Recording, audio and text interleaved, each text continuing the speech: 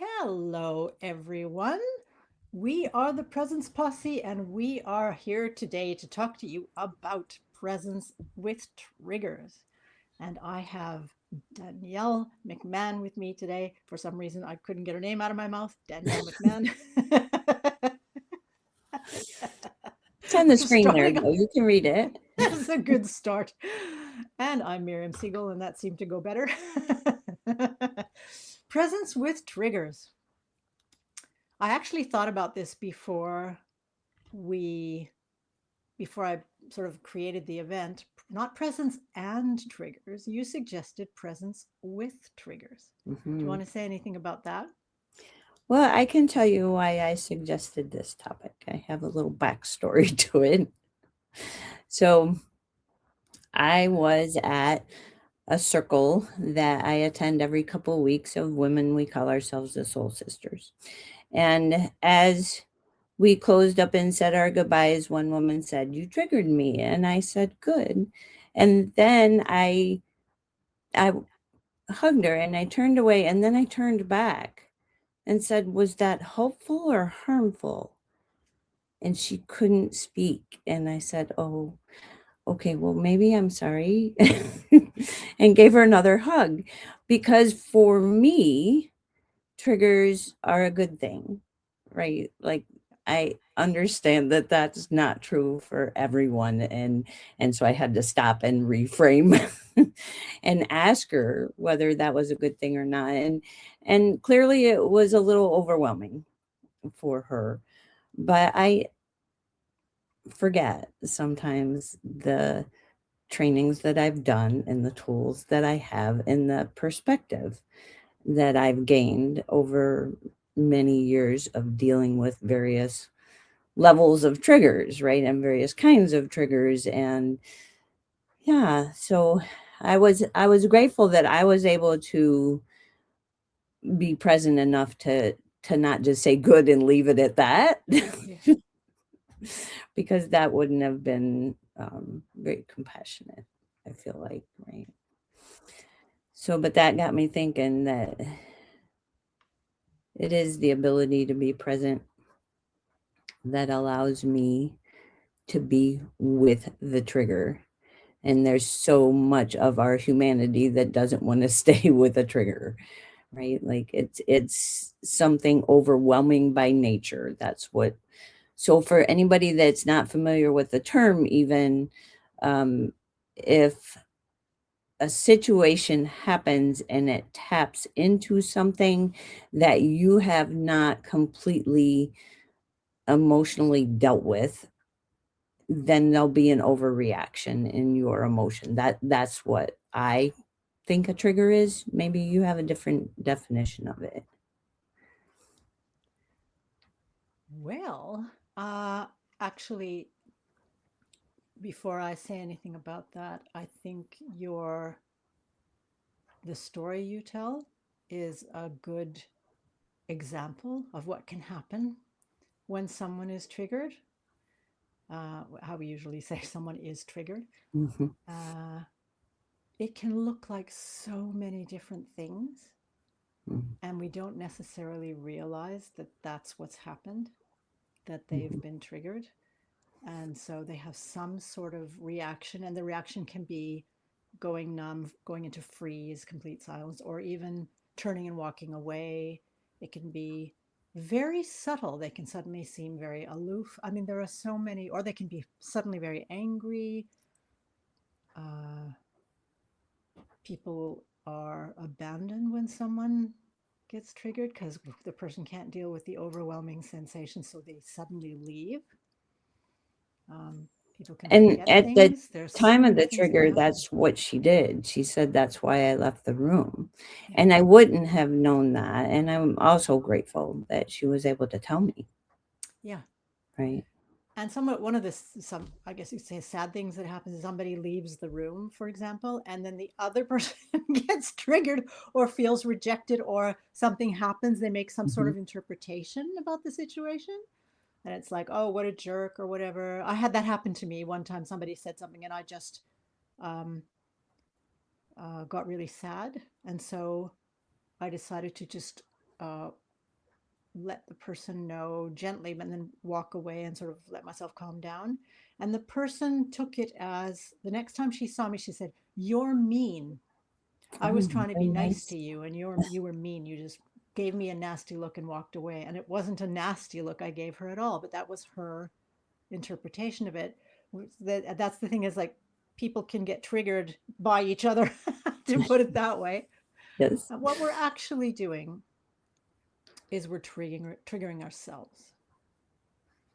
Something, and it may not be a conscious thing, but something we hear, something we see, something we feel, that can seem quite sudden, that can remind us of something that is generally Mhm. in the, of course, if it's reminding us it's in the past, generally not dealt with, or that we're keeping it alive for some reason, something that's not finished, for example. And so we trigger ourselves unconsciously, or not necessarily unconsciously, trigger ourselves. It seems as if the other person is doing it. And one of the things to note is, in the example that I gave, I actually didn't give the other person a nasty look, but that's how she saw it. And that's a good Right. example of that we're triggering ourselves and not getting triggered by another person. Another person can actually be very loving, be very concerned. And by showing their concern, we can suddenly feel really angry because we interpret their concern as telling us that we're weak, we're Mm. not good enough, something like that. We're being judged somehow. That's our interpretation. So we're actually triggering ourselves, but it appears as if someone else is doing it. The good thing about knowing that we're triggering ourselves is that it puts us in the driver's seat. If we're actually being triggered by other people, then they have control over us, they have power over us. We're at the mercy of them and what they do and say, instead of we can actually take charge of our own experiences, interpretations, judgments, assumptions, reactions, and do something about them. Or let them go is another way to put it. What is that? How does that land with you, Danielle? That that's very, like, it's a microcosm of, do we let our external circumstances define our experience, or do we own our experience, right? So it's no difference in some way than that larger approach to life, or approach to the experience of life. But in this particular discussion of triggers, it's magnified. Mm-hmm. It feels larger, right? When we have an overwhelming feeling of emotion, we have an overwhelming emotion come up. It feels bigger than just day to day, like the weather, right? That's something I have no control over, but I get to choose how I respond to it. So that doesn't define how things are for me, but it and in my particular case has a larger impact on my life because I am out in it every single day, right? So it does have a little more impact on me perhaps than people that don't have to be out in the weather every day, but it's clearly something that I don't get to control, and I only get to control my response to. So that's a different level of owning your response, right? Then you don't get to control other people's behavior.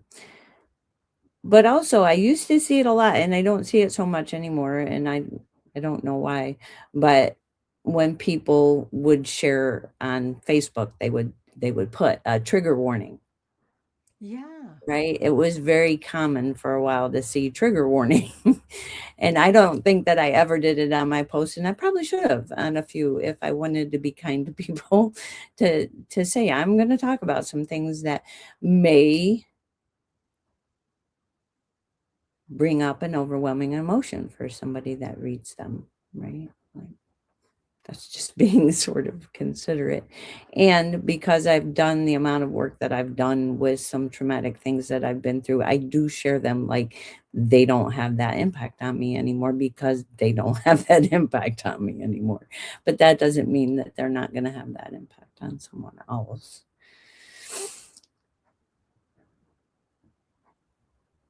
But I guess in our, in the realm of the Presence Posse, we try to give people ways to stay present through difficult things and how that brings an ease to it, right? Mm. And one of the things that I think you do really well is to stay present in a way that's non judgmental and often um, much lighter than most people would take them. Does that make sense to you? Like, Firstly, thank you. yeah. And what do you mean by lighter? Not as serious Ah, and much more willing to laugh at yourself and to laugh at things that well, you have thought or perspectives that you have had that you've been like, okay, that's just silly. Rather well, than I'm, saying that was stupid or that yeah, was, being self critical or self judgmental, you tend to be amused by it.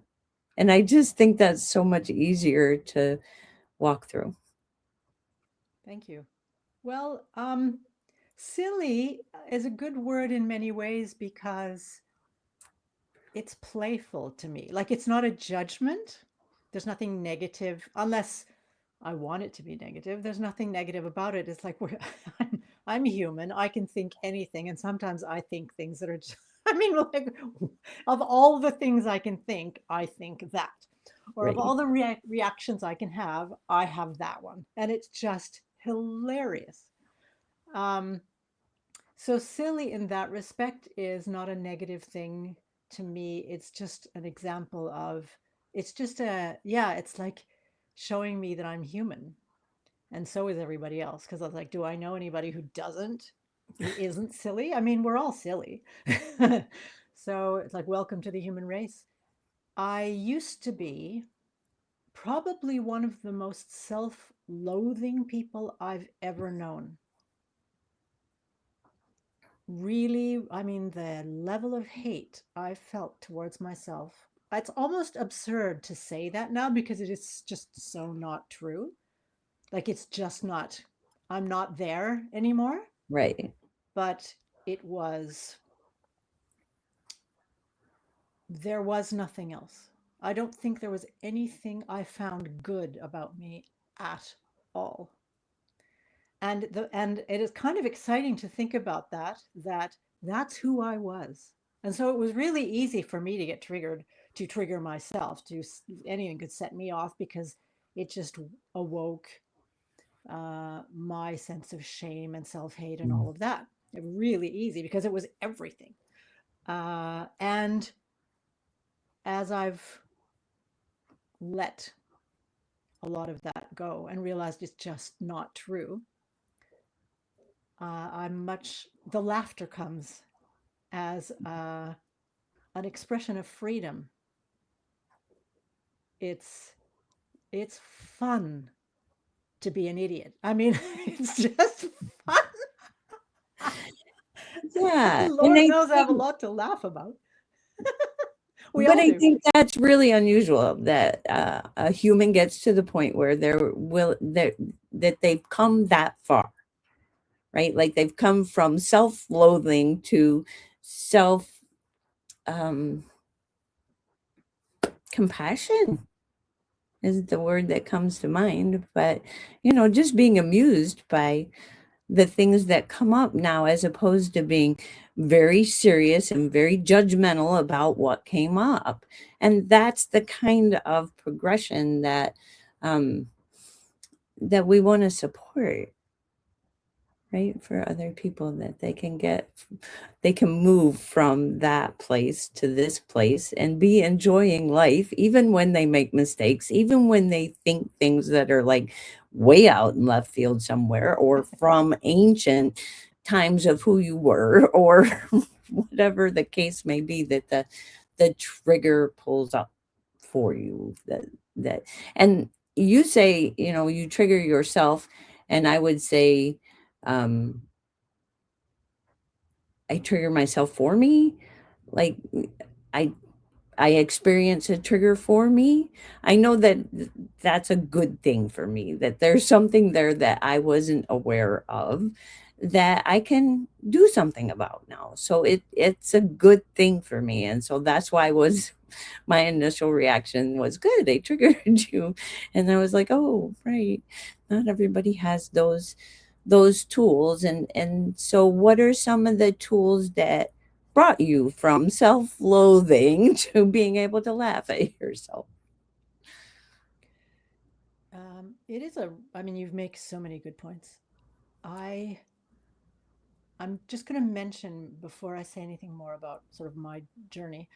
Uh, I've heard you use the word compassion a couple of times, and there's a point where, I mean, we talk about self love and self compassion, all of that, having care for ourselves, all that kind of thing, where when we are completely present, there's no separation between us and us. So there's no such thing as self compassion, because when we are compassion. So we don't have to give that to ourselves. It is the way we are. And then there's another side of compassion. I mean, people come into my space sometimes because they want coaching and therapy and that sort of thing. And they have this expectation that I will meet them with compassion. And there's nothing wrong with that. And I need to be aware that depending on the perspective of compassion, it can be helpful and it can also be potentially damaging. And when I say potentially damaging, it is in the way that when people come for love and support and they keep coming for love and support, it can be used in a way to keep them where they are. That means they keep creating the pain, they keep creating the conditions that have them wanting and needing love and support. It's kind of the same as when children learn that they get attention from their parents when they're sick. And they equate attention with love. So they think their parents love them when they're sick. So what happens? They create illness. They keep getting sick. They keep getting sick because they get attention. They get love the way they understand it.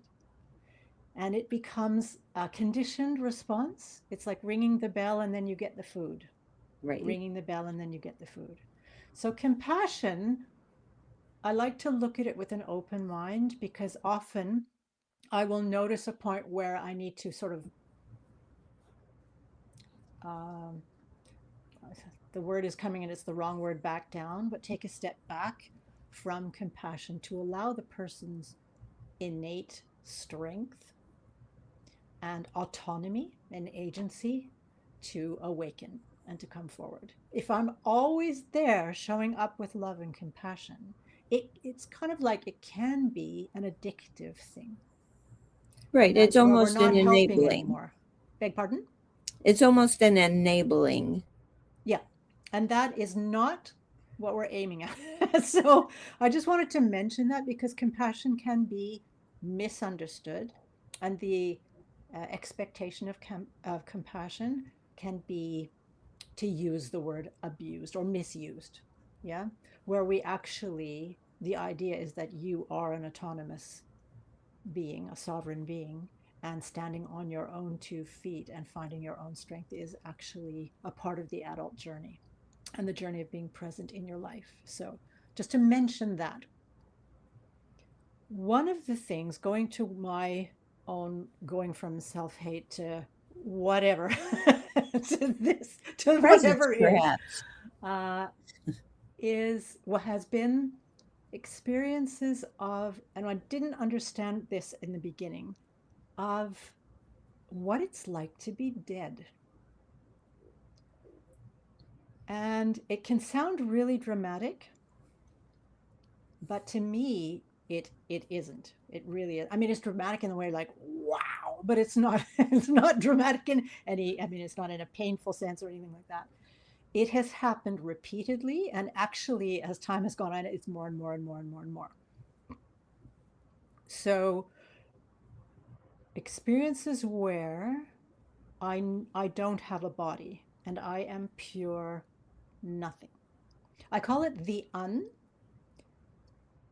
It is absolutely nothing. There is no creation. It is a field where it's what I call the nothing, that everything is, from which everything is created. That's one way to put it. The nothing from which everything is created. And it really is nothing. And then there's the experience of creating, or what I call density. This becomes like a thought has density, a feeling has density, an idea has density. The moment there's something other than this eternal, never ending nothing, it has density. It is a creation.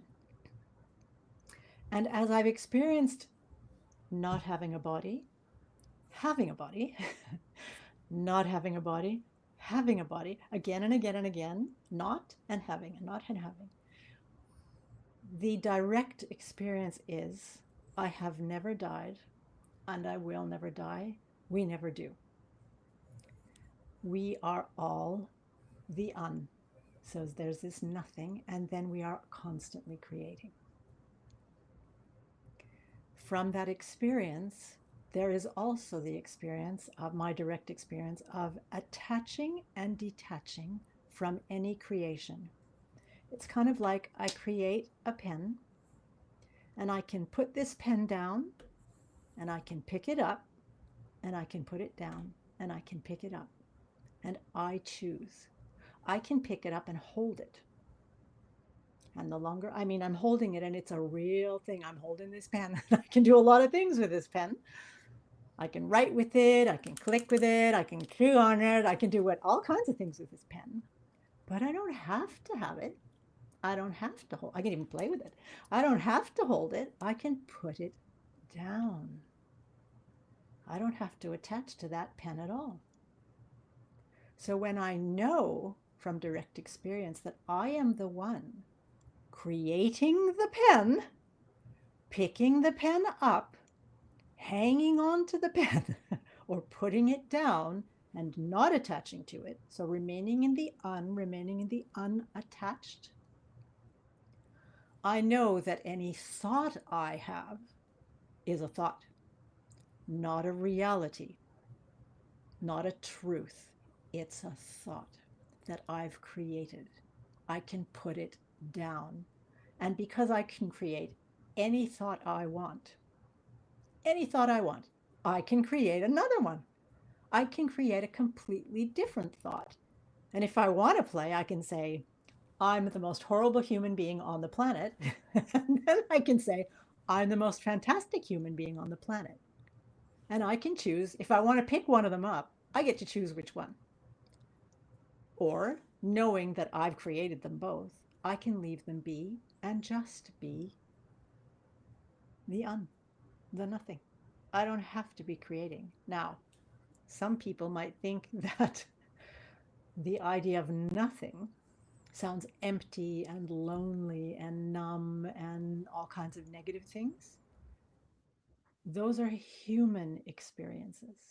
If you don't have a body, or I'll speak from my direct experience, I don't have a body. So I don't have human things like language, thoughts, fears, emotions, reactions. I don't have any of those. There's no I. There's nothing. So there's no pain. There's no waiting. There's no heaviness. There's nothing. And then I choose what I want to play with. So the idea of hating myself for any reason whatsoever is so absurd. It's ridiculous, right? It doesn't exist. It doesn't exist unless I want it to. unless I create it, pick it up, hang on to it, invest in it, and base my existence and my life on that that I have created, That that thought I've or that chosen to keep. belief. And you can make a whole system of beliefs around that. And then they have a whole system of emotions that are attached to them. And it takes that ability to pull back from that and view it rather than live it. Is that right?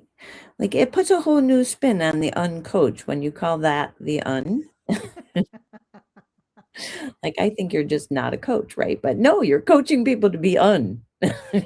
Well, the uncoach showed up, the name the uncoach, because what I was doing is not within the paradigm of coaching. It doesn't make sense, like And how that's the I way I am, right? understood And it you've originally, and then when you started on that, that was one of my first thoughts. Oh, that's a whole new spin on Yeah. uncoach. So it's the I don't talk that I was talking the talk. I mean, even within the presence posse, I was using the words that we were using, and I'm thinking that that's how I have to talk because that's how people understand things and that's what they react to and all of that sort of stuff. And I was going, but it never felt right. Just doesn't feel right. And so uh my coaching is generally not like I've never seen, and I hear it. It is like this is like nothing I've ever done before or seen before. So I started calling it uncoaching. I'm an uncoach. I'm the uncoach. And then when I sort of decided that this whole like nothing was actually an un because it's an un thing, right? And so it's the un. And then I went, oh, okay, that gives the uncoach a completely different It, another dimension, right? So it when I did. first You started explained choosing it the well. uncoach, it felt wrong, but it felt right. Like I was like, oh, it doesn't sound very good, but it's still right. And now it's way righter, Yeah, to put it that way. It's all thought, but I mean, just yeah, right. I mean, it's useful. Yeah. Yeah. And that's yeah, it's a huge leap from being a human who believes themselves to be loathsome to being a being that gets to choose how they show up as a human, right? That's a huge amount of progression, and I imagine there were many, many, many steps along the way, Oh, right? years, decades. And And somebody in my Soul Sisters group had put a question out about like what do you feed your head? It's a lyric from a song that she had heard, and it just occurred to her to ask the group. So yeah, that was kind of my reaction. I'm like, at what point? Like this has gone on for years and decades, and I have listened and read and done so many things between I don't even know. I mean, she was like from the beginning of your awakening. Well, I can choose a point that and say, this was the beginning of my personal development. This was the beginning of my spiritual development. This was right. But if I look back over my life, it was all from the time I got here, showed up. That was my awakening, right? Like that was the awakening of into density, the way that you explained it. So here I am in human form, and I don't have those things yet. I don't have language, and I don't have right, but I have a human body to experience sensations in. And so those things develop into language and into um, trying to find a way to get your needs met and be safe and all of the things. They're all a form of awakening, right? Maybe not what we would call spiritual awakening. And I'm sure that's actually, whether she said that or not, that's what she meant in that context. But yeah, I mean, I feel like we have to make some smaller steps in there for the people that are listening and want to know how to stay present when they feel triggered. yeah, Um, I mean, when I say decades, it's like almost like thought by thought by thought, revealing the lie. I like to use that. I like to use sort of very clear, can't be misunderstood language. So for me, the lie that had me believing that whatever thought I had about myself was that I was wrong. And it was like thought by thought by thought. Well, wait a minute. There's nothing wrong with that. Wait a minute. Nothing wrong with that either. Wait a minute. There's like thought that took, I think, a lot. So that it took a long time. There's still stuff, you know. Um, One of the things that helped me was not falling for the trigger as a truth. So when I would feel some sort of trigger, and I mean, it doesn't mean it never happens anymore. It just means that it is way less. Uh, it was revealing that the trigger was not a truth.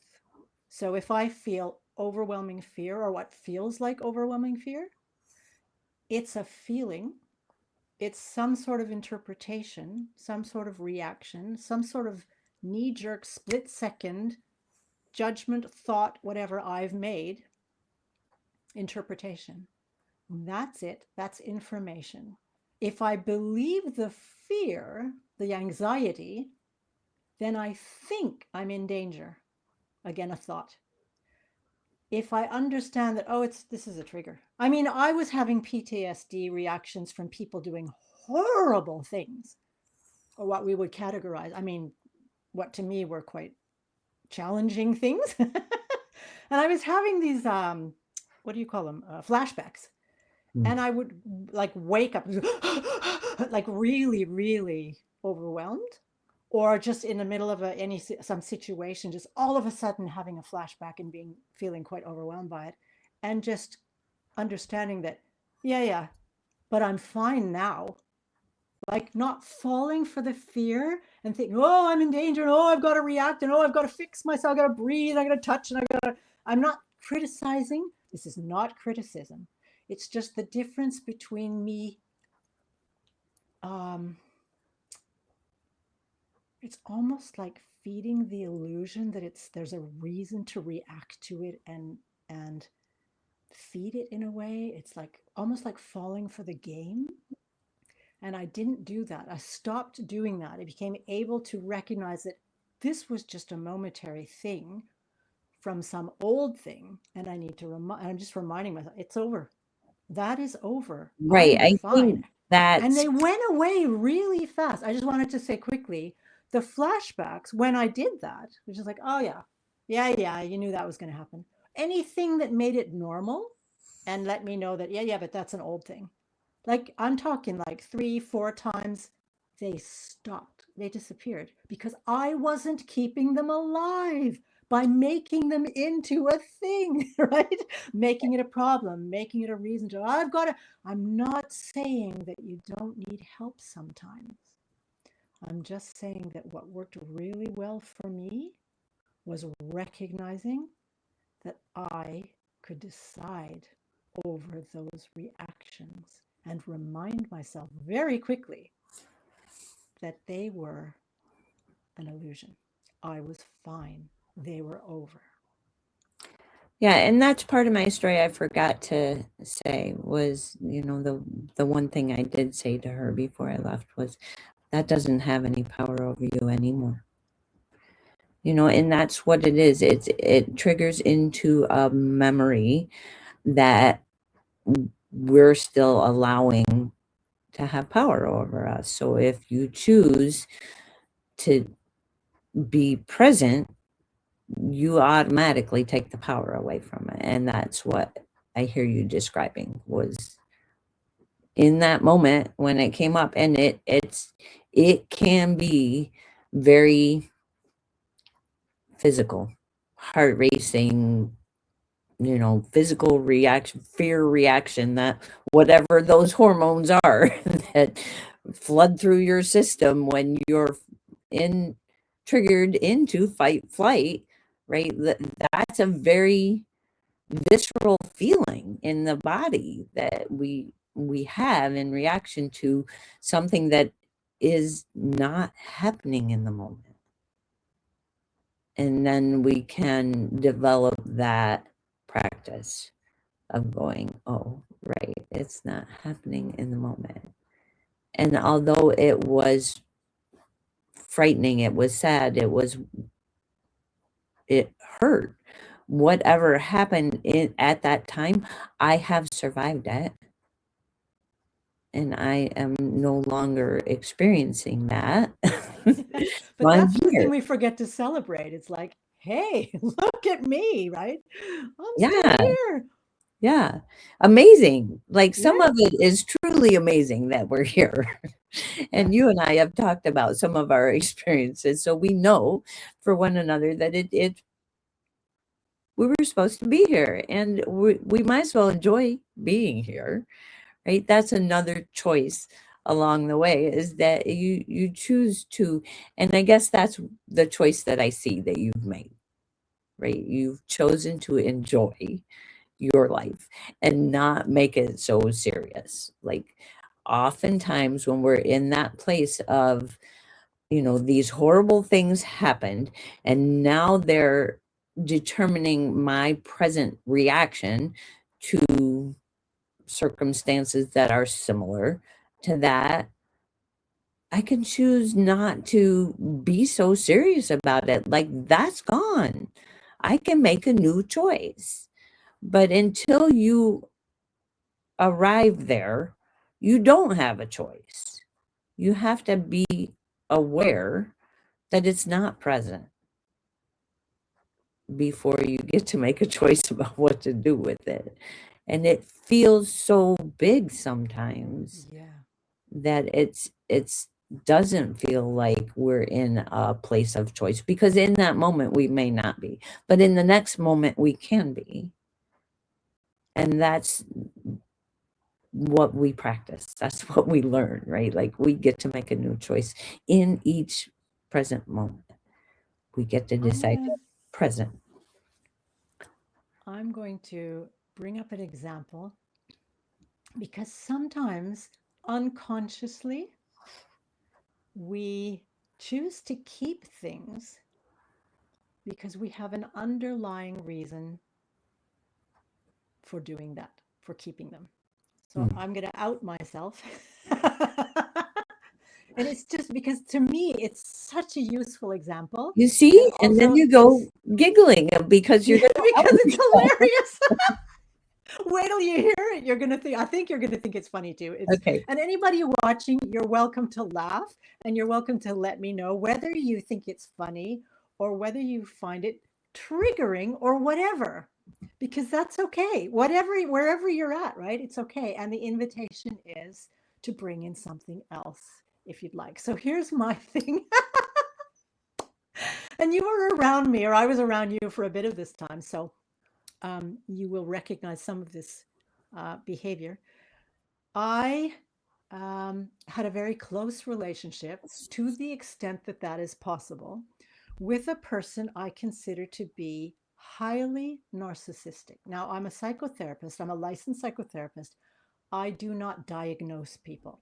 I just want to make that very clear. I don't diagnose. So I'm not saying this person has a personality disorder, right?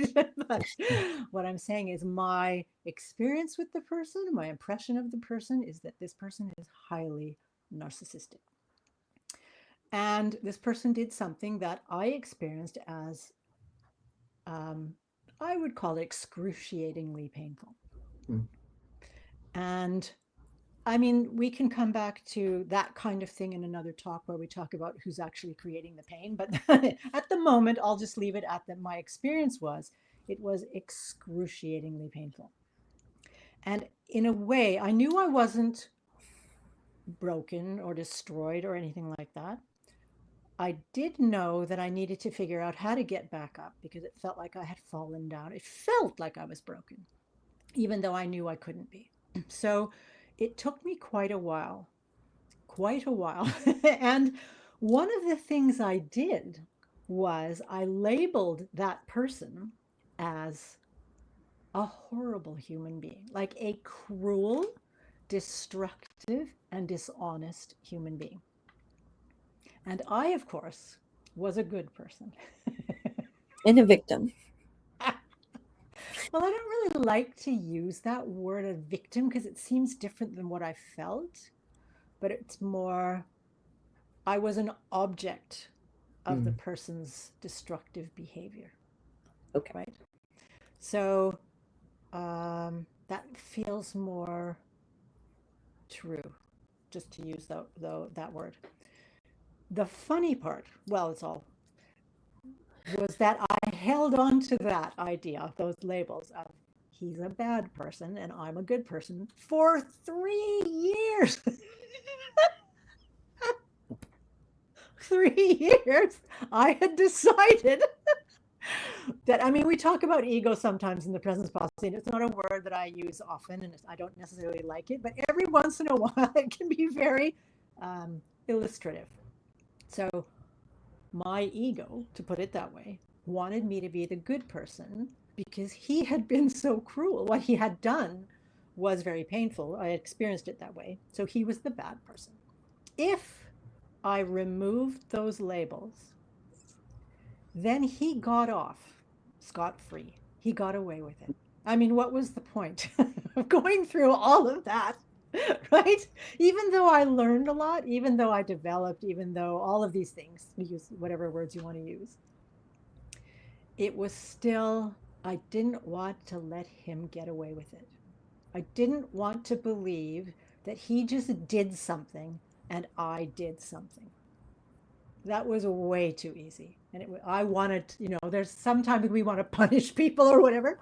So Yeah. sometimes we hang on to our triggers, we hang on to our judgments, our interpretations.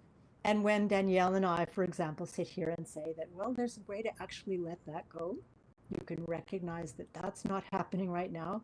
Just notice if you have an underlying resistance. You may not know what it is. It may be resistance to letting go of putting the responsibility or blame on the other person and letting go of the idea that that horrible thing happened to you and it has somehow made you into something or defined your life, because it's all a story. And it took me a while to admit it. So, And stories have very um what's the word I'm looking for? Again, sort of like physical symptoms, right? Like if we believe that and we feel that, just like we feel the fear and have those physical symptoms of fear, the heart racing and the shallow breathing and whatever all happens when those kinds of hormones are released, when we have that level of excruciating pain, there are physical symptoms as well. Like you were experiencing those for several months after this initial experience. So, so yeah, it's not always an easy practice, and that's why I was saying we kind of got to back it up and back it down to how do you survive this initial trigger, which may last for a moment and may last for a day or a week or a month, depending on how much practice we've had at it, how deep it was, how resonant it was with our belief system about ourselves or about that circumstance, right? Like, and I did just put a post up about this to a certain extent. Like, there was the Me Too movement. We found out how very prevalent that was. And that was the good thing in it for me, right? Like, you're not alone in this. You're not even close to alone in this. Almost everybody you know has had an experience like this, right? Every woman, and that was more of a female centric movement. And now we have this outing of this child trafficking and abuse and all of this other stuff that's going on. And yes, I think those people should be held accountable. And yes, it feels horrific when you hear about it or read about it. And yet, they're being held accountable for their bad behavior does not have to be part of my recovery, Mm. right? Like my recovery is that awareness that I did survive it. It is in the past, and I don't have to let it define me. They got a certain period of my life, experience of life. They don't get my whole life, Yeah. right? Like that's what we want to support people in, going from that victim to survivor to I get to live my life now. I don't have to hold on to that. I don't have to keep it alive. I don't have to feed it. I don't have to understand it. I don't have to do anything with it. I can let it die. And if you feel the need to understand it, own it, let it define you, whatever, that is an experience you're giving yourself. And there's no, I was going to say, it doesn't feel like it's my place to judge any of that. It's just Right. like And that's not what we're talking about here, as I understand it anyway. It's like whatever you do with it is what you do with it until you do something else with it. And right. you And may as need to do you whatever you're doing now for a while before you come to a conclusion, like I did, that, well, this is actually totally ridiculous. Like, what am I doing? I am not a good person and he's a bad. I do stuff that, I mean, seriously, oh my goodness. So, and I do sometimes apologize to people because, well, okay, that was just not okay. And that's my responsibility. And I've learned, and the idea is not to do that again. I don't have to make myself into something or them into something. And that doesn't mean to say that I never did. I needed that for a while. It helped me for a while, at least it felt like that. And then it wasn't helping anymore. It was actually in the way, and I could let it go. And so the invitation to you is wherever you are, whatever you're doing, that's where you are. And there are other possibilities. You can put the pen down. Basically, Danielle and I think we're saying the same thing, aren't we? Yeah, and you said earlier that there, if you need help, there are people that are capable of helping you, and part of my moving from believing in myself as a victim of life to not being a victim of life was I needed to have that guidance as to how to step from that, step out of that belief system. And it came from lots of different places, right? Like you can find support groups, you can find therapists, you can find people that are um, trained, that are mental health workers, that are um, not trained but been through it, and that have support groups for those things. There are lots of places that you can go that will help you through whatever stage you find yourself in with that. And yeah, we're not saying that we got out our magic wand and got it done. Like in the day, we didn't. Both of us talked about this being decades long, from um, experiencing life the way that we were enculturated to experiencing life on a completely different, from a completely different perspective, and that being presence, and that being how we kind of ended up in one another's presence. Mm-hmm. Being presence practitioners, like it can come from, and it does, and that the posse is representative of that, from all different directions, and none of them are right or wrong. They're just the directions that the humans that make up the posse have experienced and have had, you know, um, what's the word I'm looking for? It's hard to find a word that's not judgmental, isn't it? Or it can sound Enlightening judgmental without it. experiences. Doesn't have to be intended as judgmental, and it can sound like it. Yeah. Like enlightening or illuminating or whatever you want to say, but I don't want to say like we're the peace gurus. No. Yeah. We are presence practitioners. We are practicing and we are learning and growing and encouraging people to come along with us because it's been so much more fun to experience life from a place of presence, from a place of observing and being entertained by sometimes. Yeah. Life is like this great big playground. I know that I wouldn't have said that a few decades ago. I would have said, my life is hell. And I said it for a long time. I didn't realize I was creating a lot of that. Right? If not all of it. Of course, It's like when you're children, there's a difference. You're kind of dependent on the people who sometimes are creating a kind of a hell around you. Um, yes. but there's also this, do I need to keep creating that? And the understanding that I've gained along the way is at in the beginning it was like I was at the mercy of everyone and everything. And now I'm not, because I see And that I'm the one who decides. And and that's a huge difference.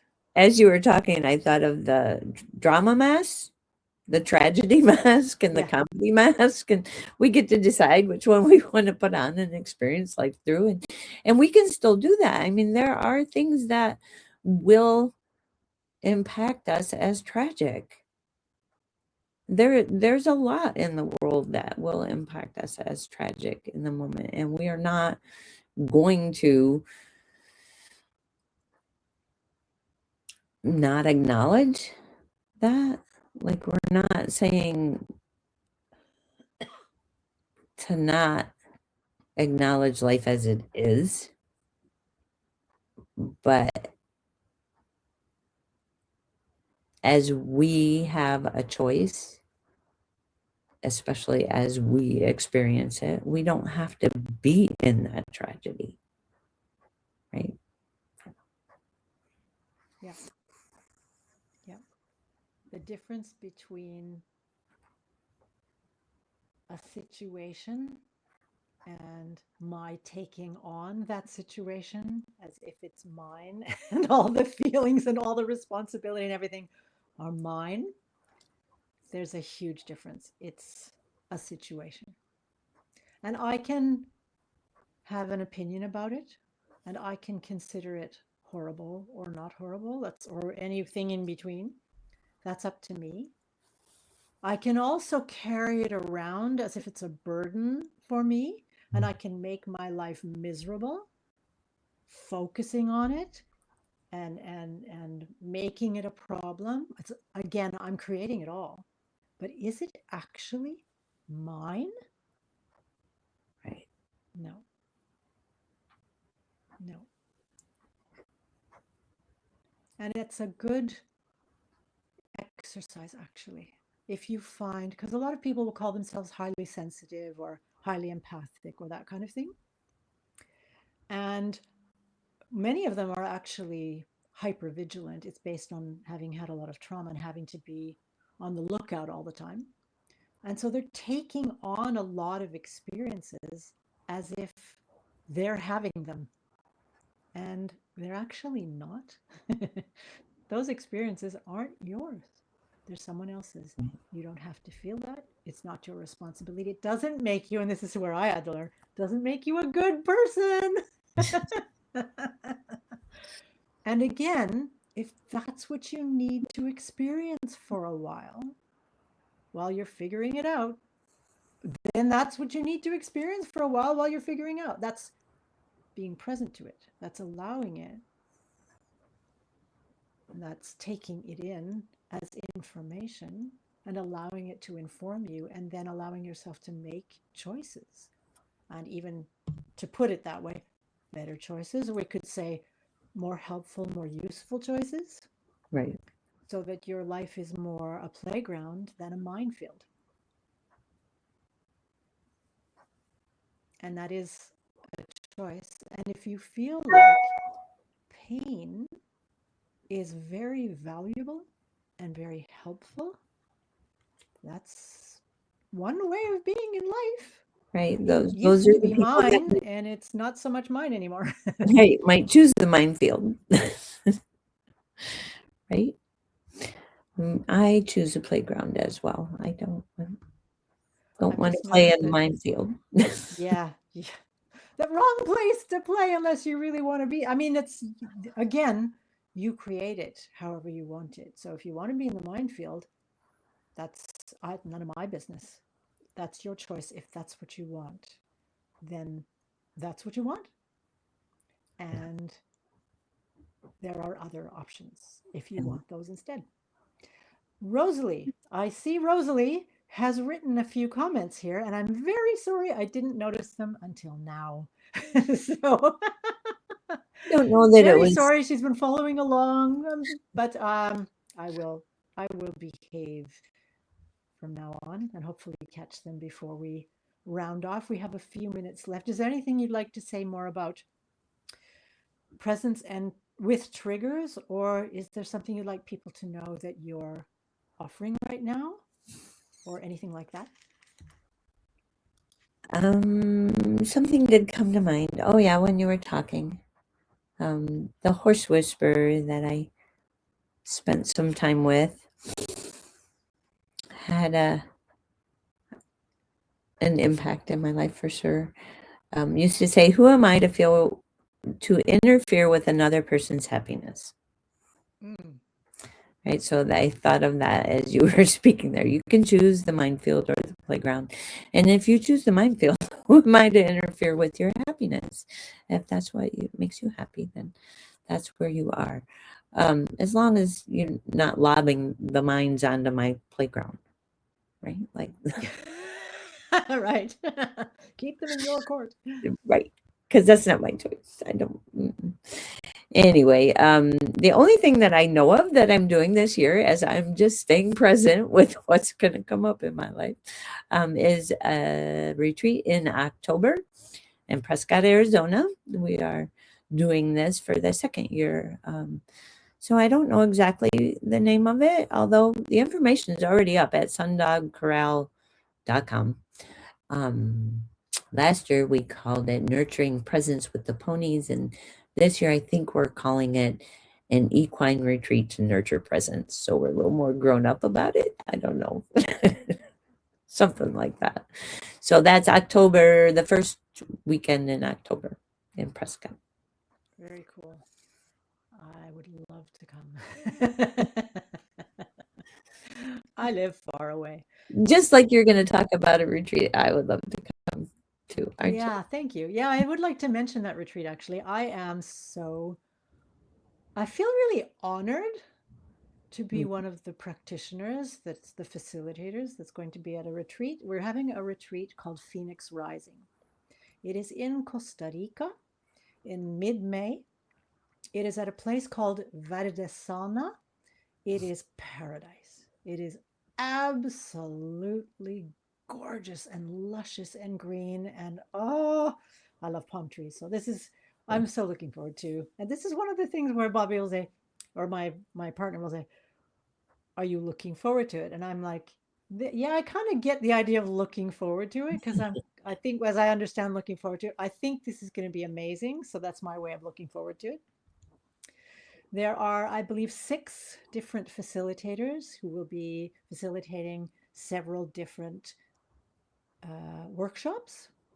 And there will be a lot of play. There's going to be a lot of time for alone time and getting to know each other time, in walking in the beautiful nature or being in the pools that they have there. Mm. They have it's the food is all like vegan, vegetarian. A 5-star chef is making the food. It's a 6 to 7 day, it's a 6 night retreat. And it is focusing on, of course, self care and with the undertone of grief. So, grief, loss, betrayal, anything like that. And it doesn't have to be an overwhelming grief. It might be that you feel really tired or you feel irritable, or there's just something about you that's not good enough, there will be grief in that.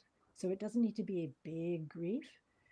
All it needs to be is that you acknowledge that you have some grief and you would like to spend a few days in paradise with other people focusing on the same fundamental theme and working and playing through it together, to put it that way. So mid-May in Verdesana in Costa Rica. And if you would like information about it, I'll put the link in the comments under this video once we've posted the whole thing. And you are more than welcome to click on the link and have a look at the information there.